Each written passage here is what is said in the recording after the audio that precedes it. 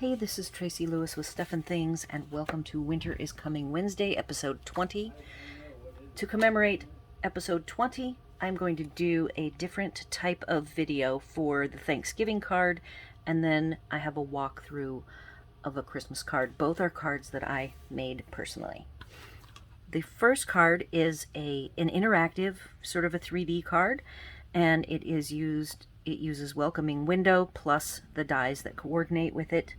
It is no longer a bundle, it is in its second year, so you have to buy the pieces separate. And I make a window with shutters, and you open up the shutters and there's a scene inside. So this is a Thanksgiving card, but you could just as well use colors, Christmas colors, and put a Christmas tree inside the window. And here's the colors. Well, I wanted to show you first the stamps and dies. The dies that I use are the cutout dies. I don't use any of these wood grain dies, though you could decide to do something with them. Now, I used this frame right here to get my opening, so it makes using these wood grain elements difficult, so I used the outline shutters and the rectangle, which is the window cutout itself. So I also use the little hinge elements, and that is all of the dies that I used. The stamps, I use a whole bunch of them on this one, and to make your scene, you can make any scene you want. I did use the brick. I chose to use smoky slate as the window framing, which is this stamp here, as well as the brick. And then I used old olive for some ivy. I mixed my leaves inside the window with shaded spruce and old olive, and my shutters are cinnamon cider. So let's get the card and I'll walk through it. Now, I did have a pin. I worked on this at Libby's when I was there over the summer, and pretty much built out a mock-up that I am going to review with you today. I had done a mock-up of one shutter, and now I have cut pieces to make another shutter so that we can walk through how I made it. Because of the little pull tab here is your interactive part, and on the left side it says thankful for you, and on the right I didn't use any stamp or sentiment. And then the inside has a scene. It's like a kitchen windowsill look, and you could use like I said, a Christmas tree could be the background, and this element is popped up, and this white piece is behind, attached directly to the Mossy Meadow card base. And the trick that I found with this is the pieces fit perfectly, but you really have to be careful, and you might have to do some extra little cutting here and there, as well as make sure that these shutter pieces touch. You'll notice that to make it look more natural, the cutouts are not perfectly rectangle and perfectly square, and that is done intentionally for a more natural look. So let's look at the pieces. Oh, other colors I used. I have my colors out. I used smoky slate again for the brick. I used it actually for the poles. So it is used when you open the hinge. These little hinge elements are also smoky slate to give it a consistent look. Old olive for the vines. Inside I used a variety of colors. I see old espresso, cinnamon cider on the pitcher with shaded spruce, pumpkin pie flowers, Mary Merlot flowers. I did a little bit of a succulent. This is probably soft seafoam with this very small soft suede pot. So here's kind of what the colors all look like for fall, if you are interested in making note of them. Again, I kind of built this up from scratch. and did make a mock-up, like a half mock-up first, and that's what I am going to now switch to using. I will put the finished card, I'll take a picture of it, and it'll be in the bottom left corner on the screen the whole time so that we can see it and refer to it anytime we need to. Alright, I've added some different lighting to try to show this part. I videoed it and it ended up being a little overexposed, so I'm going to redo this part. And hopefully I have simplified the creating of the hinge. So I already walked through this card, and now I will talk about getting started and the various pieces that need to be cut. And then we will do an assembly of one side. So first I have the hinge pieces and the tabs. For the hinging part, I took a 1/4 inch wide long strip of basic white, and then I scored it in the middle. From there, I did a 1 1/4 by 1 1/4 and 4 3/8 by 1 1/4. Then I took and made the long tab piece, which I cut at 1 1/4 by 3, and I would not even cut the V until the very end. So those are the basic cuts.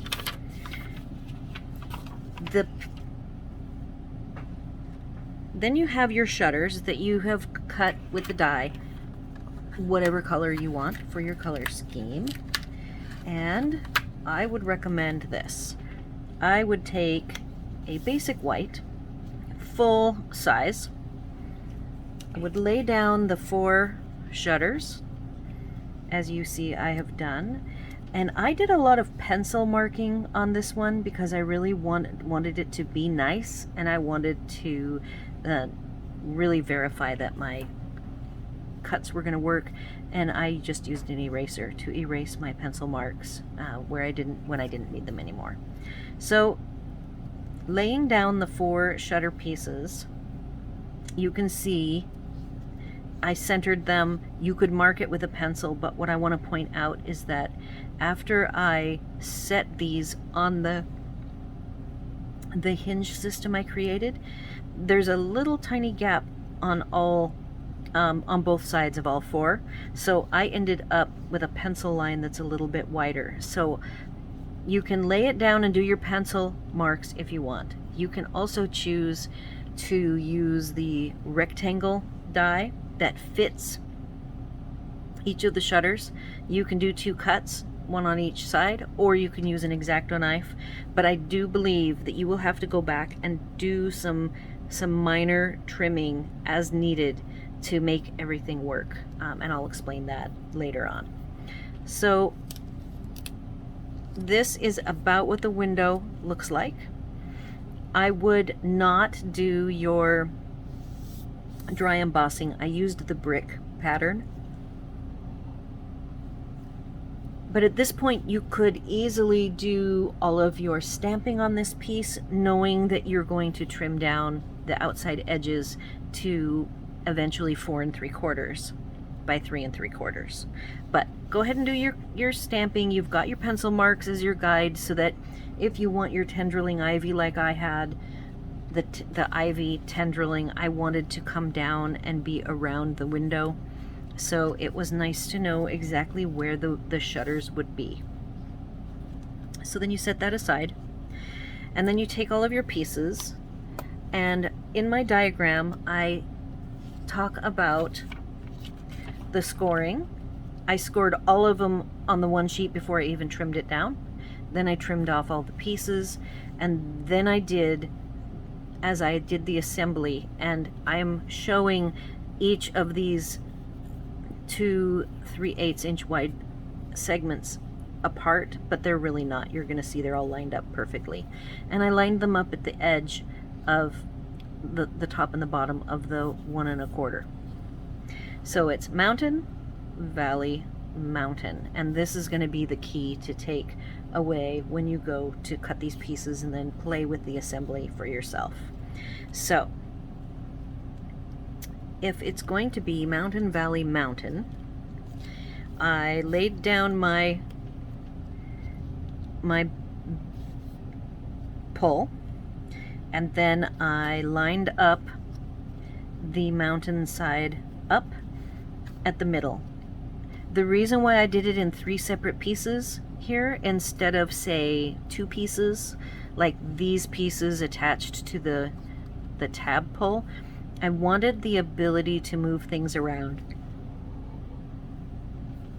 You can see on my diagram that the idea I had was that I would butt up each of the scores next to each other, but obviously when I laid out my shutters on top of this assembly, I moved things around.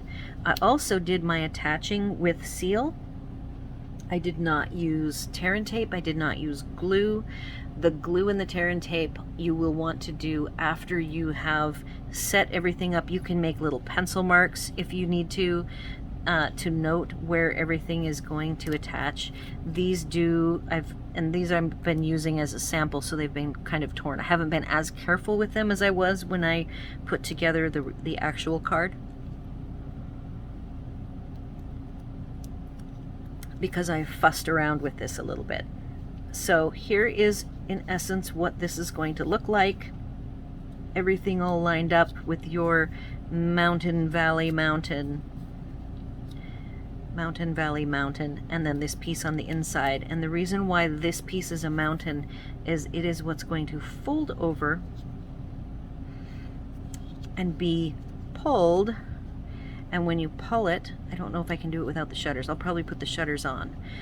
You pull it, the shutters then are on either side of this mountain here. Okay, so let's put shutters on. This is going to be the one that's on the right. Again, I'm going to have the card in the bottom corner here so that you can see it. And if this, and I even drew a little diagram of the hinging. So these two are going to be the attachment to the card itself. So my first hinge is going to go right in the middle, and I want to make sure that the mountains and valleys barely show. Okay, so I've got that one lined up, and I've got some glue on there, you can see some seal on it. And then this is the inner shutter, which I just used a single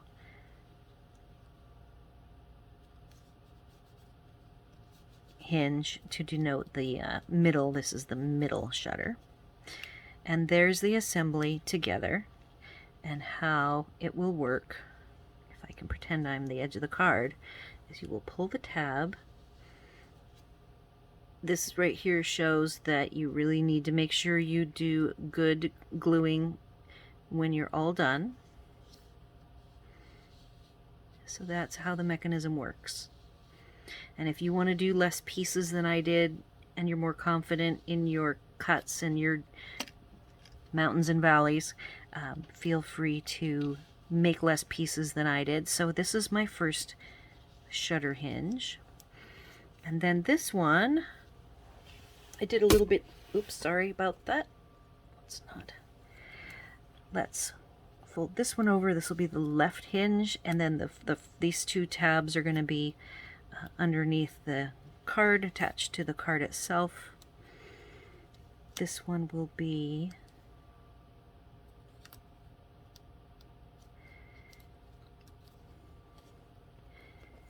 and if you line them up, you can move around as you need. See, I don't want this to overlap on this side. I want to not have that show, so I might have to adjust that. But you're going to fuss around with your temporary, however you want to do the temporary gluing. Once you have these pieces together, you can then put them on your colored but not cut yet, penciled in diagram, and do kind of a check to see how close everything lines up. And That lines up pretty well top and bottom. And this lines up pretty well top and bottom. I like it. The only thing I'm not liking, I have this little tiny bit showing here. So I'm going to move my shutter out a teeny tiny bit. All right, so that's our mechanism on both sides done. And now you're going to attach these little ends. And instead of me cutting this piece, this was just a reference piece, I do have one that I cut, and it isn't perfect, but I just wanted to show you this is about what it'll look like when you cut it with you use the rectangle die. And this is about what it will look like. I've already trimmed it down. I was already experimenting with this back when I was doing the card, and I was experimenting with sizes. And so I'm going to pretend that this one is trimmed, that I've spent the time to make sure that the opening is correct. And then I will attach. First I will put each of these, you can see where they were attached, underneath. I'm going to do more playing with it. And where this piece ended up not being a final version is that there's too much of a gap. I cut my hole. So this is showing you, in essence, what not to do. You don't want to have this big of a gap. So don't cut until you really make sure that you've lined these up very close to each other. Again, the reference photo is in the bottom left corner, and you can see that I kept everything really tight. Now, if you don't mind it being a little bit loose and it doesn't bother you, you can leave some of these gaps. But for my final version, I made sure that I did not cut till the very end after I had both of my hinge mechanisms created with the small gaps in between already in place. And then I did my pencil line and did the final cut. I used the dies. You could use the dies or an X-Acto. Let me go ahead and do a quick tape, some fresh tape on these, and get them attached here and show you the hinge system in action, and then I will tell you the final sandwich layers to put it all together.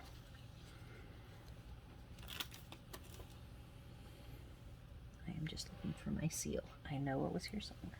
Here it is.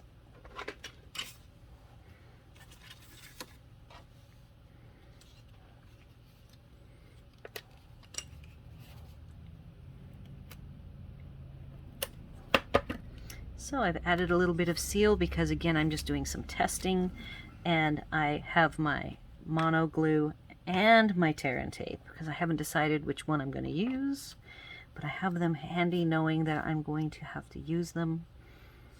So you've already cut your hole, and you want there to be enough movement or enough space for the top and bottom of your shutter to move smoothly. Just like that. So that works. Now I'm going to quickly attach the other side.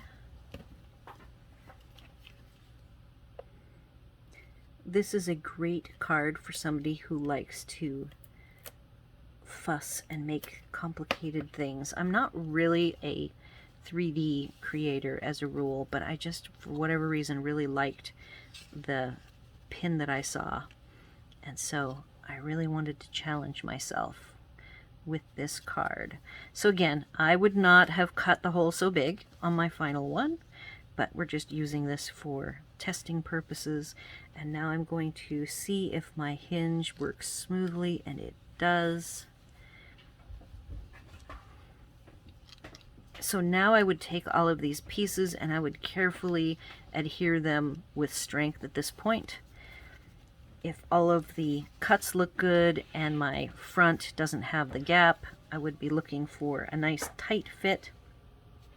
So the sandwich goes that once you have your shutters attached, you dimensional all the way around, making sure you don't dimensional where the hinge system is working. So all the way around the bottom and all the way along the top.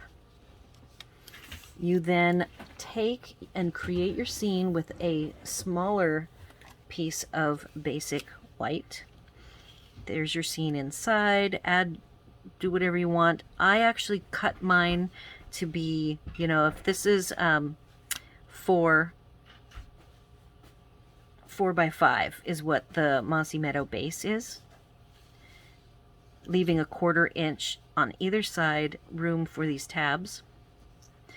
I would leave an extra 1/4 of an inch all the way around so that when you create your scene, it doesn't have to be absolutely perfect, and then you can line it up. You can then attach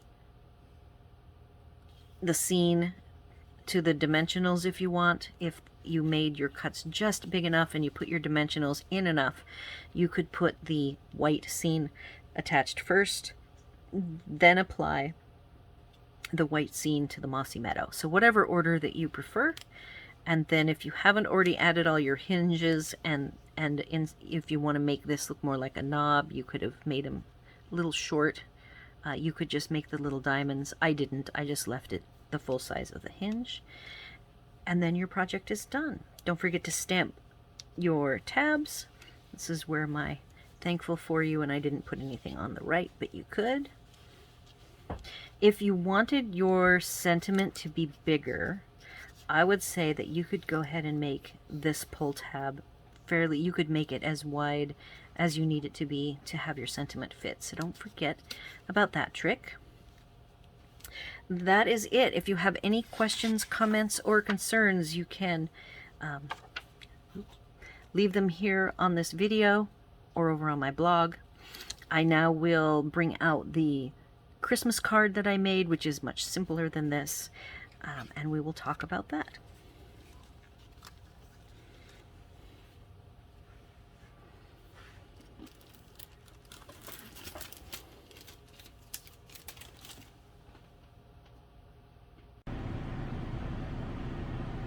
I have a beautiful project to share with you today using a DSP that I almost didn't buy. In fact, it just didn't even hit my radar because I wasn't aware of the foil that it had until I caught the price, because $11.50 is a non-foil DSP and the foil DSPs are $15. So I got to looking at some samples of this and decided at the last minute to add it to my order for the holidays. And you can see I've cut out a tree from the tree page. The other side has a nice patterned to it. This one's the darkest one. So there's some presents, and you can see I've cut some out. I love this holly background with the soft succulent and the blushing bride, I believe. And I believe it's blushing bride and the bright pink is polished pink. So you've got really nice paper. This is probably my favorite Christmas paper, and I really like the unusual colors. Love the misty moonlight trees. It's just very beautiful. So I believe we put this together. Libby and I both have this paper, and we picked a pin. I will go dig up the pin. My version is quite far removed from the pin itself, but it's still, you can still look at the pin and go, oh yeah, I can see how she got inspiration from that. This particular paper has what looks like coloring with color crayons, then with the foils overlapping. I hope you're seeing all these beautiful foils. So this color, you can see it's not silver, it's like an AB Aurora Borealis type rainbow color. So I went ahead and created this. And this has, it's one of my more elaborate cards with the double sentiment popped up and the silver foil with a silver foil matte behind. I used the wonderful snowflake. I did not color it. You can use blends to color the white snowflake any color you want. I left it white. And these little dots are from the 2021 in colors. And so it is not, it's Magenta Madness, not polished pink, but it is close enough that it made cute little ornaments on the tree. And then to vary it, I added 3 rhinestones on the snowflake background.